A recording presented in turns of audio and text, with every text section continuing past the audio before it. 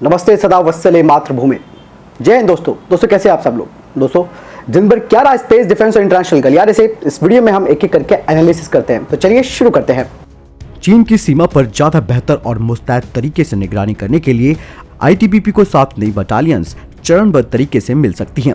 इस संबंध में प्रस्ताव केंद्र सरकार के पास अभी विचाराधीन है और ऐसा माना जा रहा है कि बजट में भी सीमा की निगरानी और सुरक्षा इंतजाम के लिए आवंटन किया जा सकता है। नई बटालियन का प्रस्ताव भी इसमें शामिल है। सीआरपीएफ ने भी नई बटालियनों की जरूरत सरकार को बताई है। रक्षा मामलों के सूत्रों ने बताया कि चीन सीमा पर जिस तरह के हालात हैं उसे देखते हुए करीब 25 अतिरिक्त बटालियन सीमा पर बेहतर निगरानी के लिए आईटीबीपी को मिलनी चाहिए। अलग अलग समय पर कई प्रस्ताव सरकार को भेजे गए हैं और आंतरिक बैठकों में भी ये मसला उठा है। अकेले अरुणाचल सीमा के लिए 12 बटालियन की अतिरिक्त जरूरत बताई जा रही है। साथ ही सूत्रों ने बताया कि जिस तरह से चीन की एलएसी पर आक्रामकता बढ़ी है उसे देखते हुए आईटीबीपी को अतिरिक्त बटालियन की सख्त जरूरत है। साथ ही अन्य आधारभूत संरचनाओं को भी मजबूत करने की जरूरत है। सरकार भी लद्दाख की घटना के बाद से सीमा पर सभी तरह की जरूरतों को पूरा करने में लगी हुई है। इस वजह से अतिरिक्त बटालियन की जरूरत भी चरणबद्ध तरीके से पूरी किए जाने की संभावना है। इस साल 26 जनवरी को भारत के गणतंत्र दिवस परेड में बांग्लादेश की सेना भाग लेने वाली है और उनकी एक टुकड़ी इसमें हिस्सा लेने के लिए भारत पहुंच रही है। ये दूसरी बार है जब विदेशी सैनिक भारत के सबसे बड़े समारोह में भाग लेने के लिए राजपथ पर मार्च करेंगे। इस मार्चिंग टुकड़ी में 96 सैनिक शामिल होंगे। उनके पास BD-08 राइफल होगी। चीनी टाइप 81 7.62 हमले के हथियार का लाइसेंस निर्मित ये वेरिएंट होगी। बांग्लादेश की ऑर्डिनेंस फैक्ट्री हर साल 10,000 से अधिक ऐसी असॉल्ट राइफलों का उत्पादन करती है।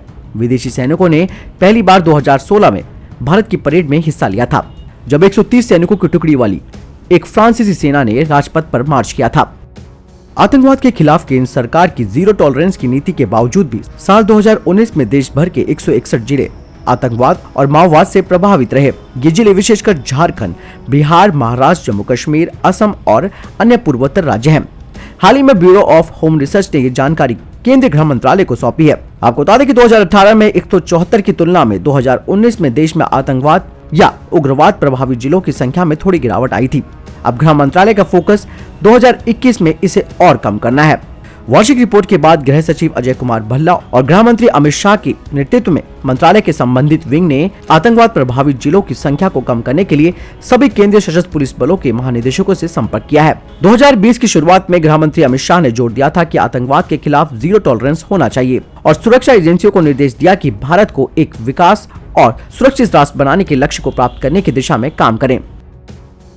भारत इलेक्ट्रॉनिक्स लिमिटेड यानी कि BEL ने 20 लेजर डेजलर्स की आपूर्ति के लिए भारतीय नौसेना के साथ समझौते पर हस्ताक्षर किए हैं। लेजर डेजलर्स गैर घातक हथियार है जो संदिग्ध वाहनों, नौकाओं और विमानों को चेतावनी देने तथा उन्हें रोकने के लिए इस्तेमाल किया जाता है। रक्षा मंत्रालय ने एक बयान में कहा कि इस हथियार को पहली बार देश में तैयार और विकसित किया गया है। इस हथियार का इस्तेमाल खास करके संदिग्ध वाहन, नौकाओं और विमानों को लेजर के जरिए चकमा दे देता है, यानी कि उनकी आंखों को चौंधिया देता है, जिसकी वजह से चालक विचलित हो जाते हैं। मंत्रालय ने कहा कि BEL को पूर्व में दिसंबर में भारतीय नौसेना को इन महत्वपूर्ण हथियारों की आपूर्ति के लिए कॉन्ट्रैक्ट मिला था। इन्हें पुणे स्थित संयंत्र में बनाया जाना है। भारत और चीन के बीच तनाव कम नहीं होता दिख रहा है। अब सीमावर्ती इलाकों में भारत अपने बुनियादी ढांचों को मजबूत कर रहा है। अब भारत विशेष रूप से अरुणाचल प्रदेश में आगे के क्षेत्रों में सड़क और जम्मू और कश्मीर में सभी मौसम सुरंगों पर काम तेज कर दिया है। गृह मंत्रालय ने अपनी भारत चीन सीमा सड़क यानी कि ICBR प्रोजेक्ट के हिस्से के रूप में लगभग 5,000 करोड़ रुपए की अनुमानित लागत पर अरुणाचल प्रदेश में 6 खंडों को national highway infrastructure development corporation यानी कि NHIDCL को एक नामांकन आधार के रूप में सम्मानित किया है। इन 6 खंडों की लंबाई 100 किलोमीटर है और काम पूरा होने में 2 साल लगने की उम्मीद है। आपको बता दें कि अब तक हमारे सैनिकों को कुछ आगे के स्थानों तक पहुँचने के लिए 3 से 4 दिन पैदल चलना पड़ता है। एक बार सड़क बन जाने के बाद इसमें लगभग 7 से 10 घंटे लगेंगे। ये पहली बार है कि केंद्रीय सड़क मंत्रालय के अधीन पूरी तरह से स्वामित्व वाली कंपनी NHIDCL को सीमा सड़क संगठन के बजाय अरुणाचल प्रदेश के आगे के क्षेत्रों में सड़क परियोजनाओं से सम्मानित किया गया है, जो कि रक्षा मंत्रालय के अधीन है। NHIDCL की स्थापना 2014 में पूर्वोत्तर और सीमा क्षेत्रों में सड़क और राजमार्गों के निर्माण पर विशेष ध्यान देने के साथ की गई थी। दोस्तों, अगर आपको यहाँ तक वीडियो पसंद आई हो तो कृपया करके वीडियो को लाइक जरूर करें। इससे हमारा उत्साह और बढ़ता है ताकि हम आप तक लेटेस्ट डिफेंस अपडेट्स पहुंचाते रहे।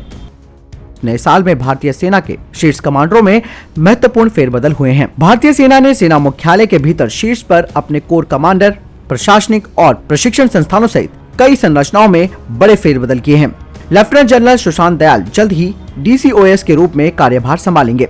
लेफ्टिनेंट जनरल दयाल वर्तमान में तेजपुर स्थित 4 कोर के कमांडर है। एक अन्य महत्वपूर्ण बदलाव जो किया गया है वो है रक्षा मंत्रालय के चीफ ऑफ मिलिट्री अफेयर्स को चीफ ऑफ डिफेंस स्टाफ के साथ सेक्रेटरी के तौर पर जोड़ा गया है। भारतीय सेना में कुल 90 लेफ्टिनेंट जनरल है।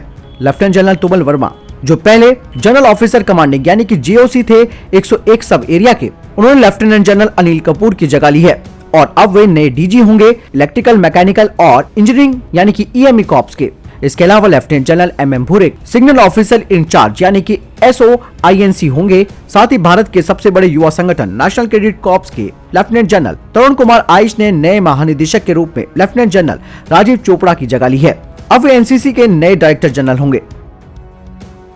आर्मेनिया और अजरबैजान के बीच आग लगाने वाले तुर्की का मन अभी नहीं भरा। तुर्की के राष्ट्रपति रेसेप तैयब एर्दोगन का पाकिस्तानी प्रेम एक बार फिर से जागा है। इस बार उन्होंने पाकिस्तान के परमाणु कार्यक्रम पर उच्च स्तर की चर्चा की है। पाकिस्तानी परमाणु हथियारों और मिसाइलों की क्षमता पर चर्चा के दौरान उन्होंने इस्लामाबाद को हर संभव मदद देने का भरोसा दिलाया है। तुर्की के परमाणु और मिसाइल टेक्नोलॉजी कार्यक्रम ने दुनिया भर के लोकतांत्रिक देशों की चिंता बढ़ा दी है। तुर्की की महत्वाकांक्षा की वजह से उत्तरी अटलांटिका से लेकर मिडिल ईस्ट तक के देशों की शांति और सुरक्षा खतरे में पड़ गई है। तुर्की के राष्ट्रपति रेसेप तैयब एर्दोगन ने एक बार फिर अपनी राजनीतिक महत्वाकांक्षाओं को पूरा करने के लिए पाकिस्तान पर फोकस किया है। पिछले महीने 22 से 23 दिसंबर को तुर्की और पाकिस्तान के बीच उच्च स्तरीय सैन्य संवाद शुरू हुआ था। सूत्रों से मिली जानकारी के मुताबिक एर्दोगन ने पाकिस्तानी सेना चीफ जनरल बाजवा से पाकिस्तान की न्यूक्लियर वेपन टेक्नोलॉजी की जानकारी शेयर करने को कहा था, जिस पर पाकिस्तान ने अपनी सहमति दे दी है। हालांकि आपको बता दें कि मुस्लिम देशों का खलीफा बनना चाह रहा है तुर्की, और ऐसे में उसे अगर परमाणु टेक्नोलॉजी मिल जाती है पाकिस्तान की तरफ से तो ये बहुत बड़ी गंभीर समस्या हो सकती है, क्योंकि अभी तुर्की के पास परमाणु हथियार नहीं है और उसने भारत के साथ भी बहुत कोशिश की कि भारत भी अपनी न्यूक्लियर टेक्नोलॉजी उनके साथ शेयर करे, लेकिन भारत ने मना कर दिया। लेकिन अब वो पाकिस्तान के पास जा रहा है। ऐसे में अमेरिका की भी टेंशन अब बढ़ सकती है और जल्द से जल्द इंटरनेशनल लेवल पर और UN लेवल पर तुर्की पर सख्त प्रतिबंध लगाने की जरूरत है। और साथ ही इन दोनों के बीच ये जो डील हो रही है खास करके न्यूक्लियर समझौते को लेकर, इस पर कहीं ना कहीं से रोक लगानी जरूरी है। चीन की क्षमता का मुकाबला करने के लिए जापान रिमोट कंट्रोल से संचालित लड़ाकू विमानों को विकसित कर रहा है। जापान की योजना 15 वर्षों की है। उसका लक्ष्य 2035 तक रिमोट संचालित लड़ाकू विमानों को तैनात करना है।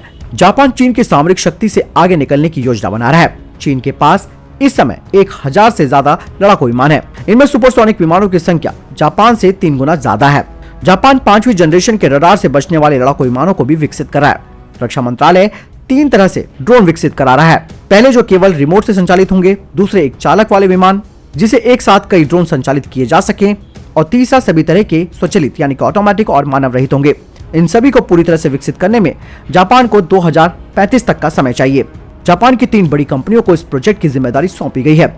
पाकिस्तान में ग्वादर बंदरगाह को 4 दीवारी से घेरने की योजना पर बलूचिस्तान सरकार ने कार्य फिलहाल रोक दिया है।